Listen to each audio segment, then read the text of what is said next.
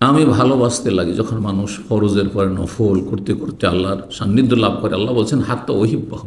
চিন্তা করুন এই বিষয়টি, আল্লাহ যদি কাউকে ভালোবাসেন তাহলে তাকে কি জাহান্নামে দিতে পারেন? দেবেন না কখনো।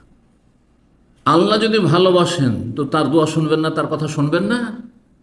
আপনি নিজের উপর একটু চিন্তা করে দেখুন তো বোঝার জন্য।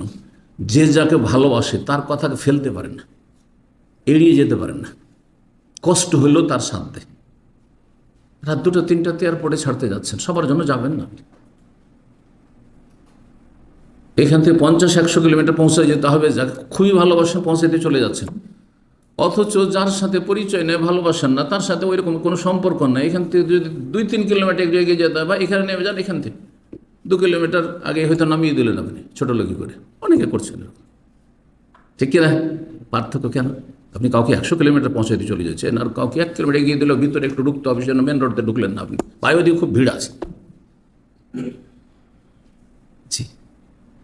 তো আল্লাহ যখন যাকে ভালোবাসতে লাগেন, কাকে ভালোবাসেন জানতে পারলেন। ফরজের পরে বেশি বেশি যখন নফল আদায় করবেন তখন আল্লাহর ভালোবাসা আর এর প্রতিফলন ঘটবে দুনিয়াতে, যে বালা মুসিবত আসবে না জীবনে, মনের আশাগুলি পূরণ হবে, ছেলে মেয়ে নেক হবে, স্ত্রী নেক হবে, ব্যক্তি জীবনে আপনি শারীরিক মানসিক শান্তি পাবেন, পারিবারিক শান্তি পাবেন, আপনি আর্থিক দিক থেকে কোনো চিন্তা থাকবে না।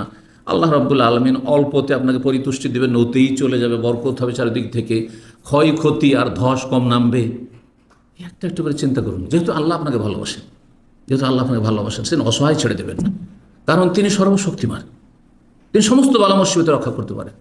আমাকে আপনাকে বালা মুসিবতে ফেলে আল্লাহ লাভটুই কি? হ্যাঁ, আপনার পাপের কারণে হয়তো আপনাকে ধাক্কা দেওয়া হচ্ছে সোজা করার জন্য,